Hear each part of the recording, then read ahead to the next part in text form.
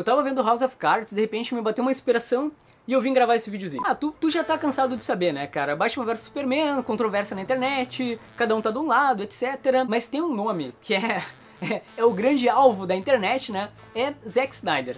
Inclusive tem uma galera que comenta, né? Ah, Zack Snyder não entende os personagens, porque o super-homem do cinema não é o super-homem, o Batman não é o Batman, Lex Luthor não é o Lex Luthor, e por aí vai. Claro, aí a gente coloca na conta dele também o fato dele ter modificado o final do Watchmen. Então o pessoal diz o seguinte, o Snyder, ele é um grande fã de quadrinhos que não entende o que ele lê. Ele não absorve direito e passa aí as versões erradas do que a gente vê nos quadrinhos. Eu, sinceramente, eu discordo completamente dessa afirmação. E eu vou tentar explicar por quê. Tá, eu não vou explicar totalmente por quê, porque é muita coisa. Mas vamos começar, nesse vídeo eu vou citar especificamente o caso do Super-Homem. Eu acho que uma das maiores críticas, assim, à participação desse personagem no filme é que ele não é aquele herói dos quadrinhos que inspira as pessoas, que é um ideal de justiça.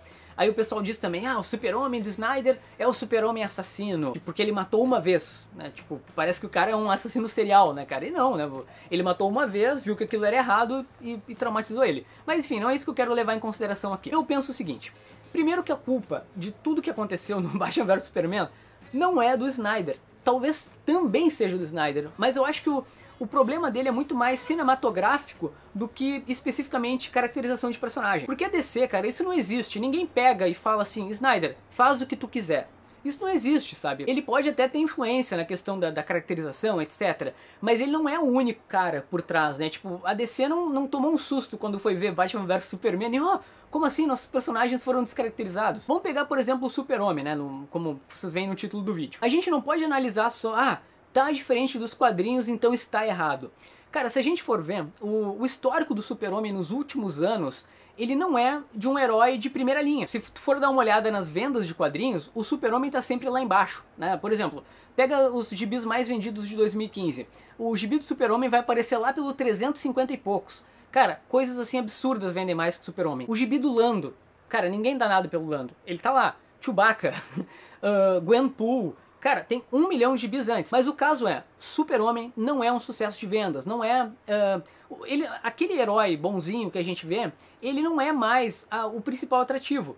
E eu posso te dar outros exemplos. A Panini. Eu já vi editores da Panini dizendo que o Super-Homem é um caso complicado no Brasil. Não é um herói que vende muito. Outro ponto também é que na cultura pop, o que a gente teve de relevante do Super-Homem nos últimos anos? Cara, Smallville, tem muita gente que...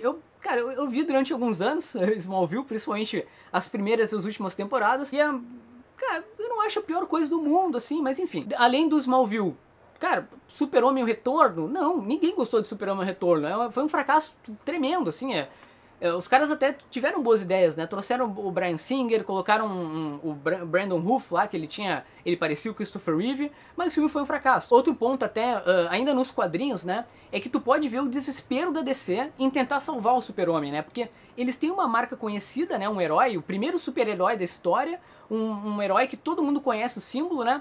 Mas ele não dá tanto retorno financeiro pra empresa. Pode ver que a DC tá desesperada, cara. O Super-Homem troca de uniforme e tira a cueca. Vai lá, coloca o Morrison, coloca...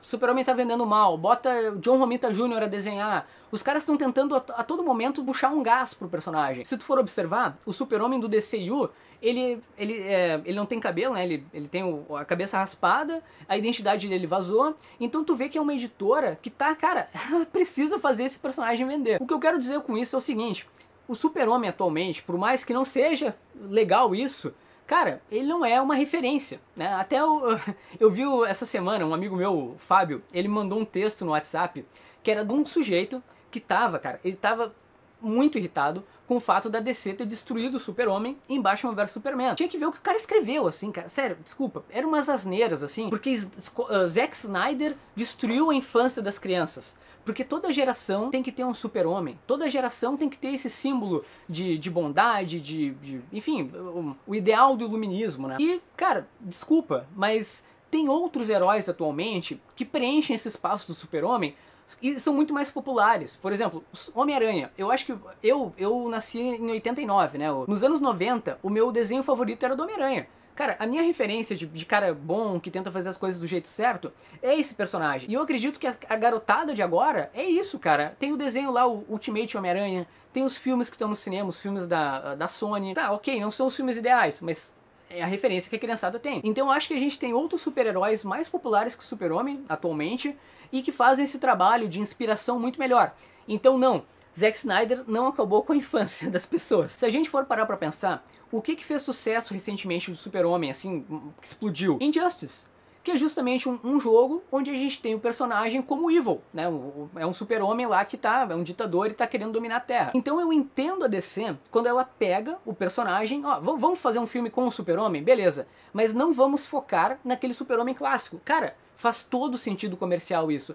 Eles estão vendo que não é um personagem que... Não me entenda mal, não tô dizendo que o Super-Homem é um herói fracassado. Eu gosto do... A minha primeira história em quadrinhos que eu li, lá em 96, 97, na escola ainda, foi a morte do Super-Homem. Eu gosto do personagem. Mas se a gente for ver atualmente, ele não é o Super-Homem de antigamente. Ah, Vinícius, mas tem um monte de gente na rua com a camiseta do Super-Homem. Cara, sério, a maior parte, eu acredito que seja o seguinte.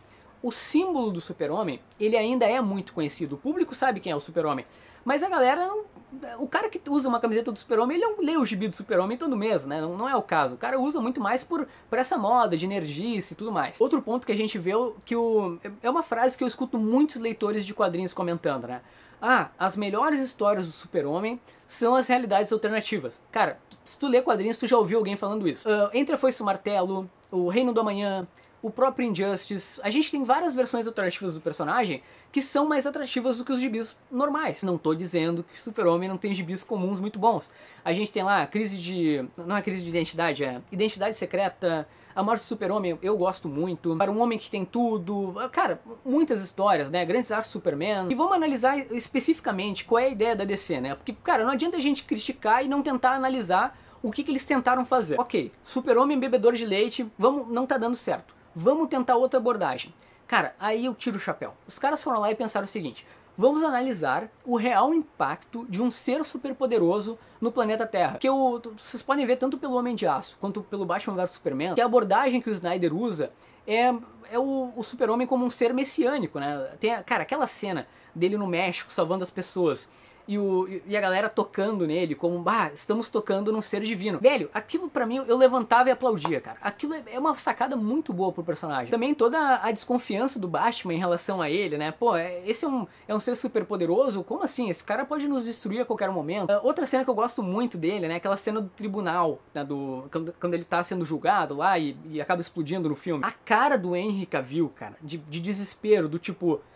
Pensa na reflexão mental do cara. Eu sou um ser super poderoso, eu me aproximo de Deus, as pessoas ao redor do mundo que eu estou salvando estão me considerando uma divindade, estão rezando pra mim quase, e eu não consegui salvar todo mundo, sabe? Cara, pensa a frustração desse cara. Outro ponto é que ele não pertence ao planeta Terra. Ele é um ser que tá tentando se encontrar. Ele é um alienígena, ele não sabe se ele salva as pessoas, se ele não salva. Cara, por mais que já faz 2 anos, né, que o Super-Homem é, né, esse ser, né, pelo menos nesse universo DC dos cinemas, por mais que faça tanto tempo, é muito mais crível esse cara que tá em dúvida. Imagina que ridículo. Ele chega na Terra, ele é um alienígena, ele é tratado com indiferença pelas pessoas, que é muito crível isso, né? E de repente ele, vou ser bonzinho e vou salvar todo mundo. Cara, eu acho uma abordagem simplesmente brilhante que a DC tá fazendo com o Super-Homem. Polêmico agora, né? Agora, esse é o momento que o cara vai lá e comenta que me odeia. Mas enfim. Então o que eu quero dizer é o seguinte, cara, se tu analisar o grande cenário do Super-Homem, não só ficar preso no, não é igual ao do quadrinho, não inspira as pessoas, é ruim. Cara, procura analisar o todo. A DC, ela tem investido no Super-Homem e não tá dando tanto certo. Então o que eles fizeram, cara, vamos fazer uma coisa diferente. E eu gostei do resultado. Agora é o teu momento, tá? Eu não sei quanto a ti. O que tu achou dessa nova abordagem do Super-Homem? Assim, analisando todo esse esforço da DC que ela faz ultimamente, né? Pra tornar o Super-Homem relevante novamente. Até porque eu vou ao cinema pra ser surpreendido. Quando eu vejo que os caras fizeram uma coisa diferente, mas foi bem feita, foi com uma ideia boa, sabe? Os caras não fizeram de qualquer jeito. Eles foram lá, fizeram insinuações a Jesus, etc. Cara, eu gostei. Mas é isso, tá? Tô divagando aqui. Comenta aí, cara, o que tu achou, tá? Um abraço aí.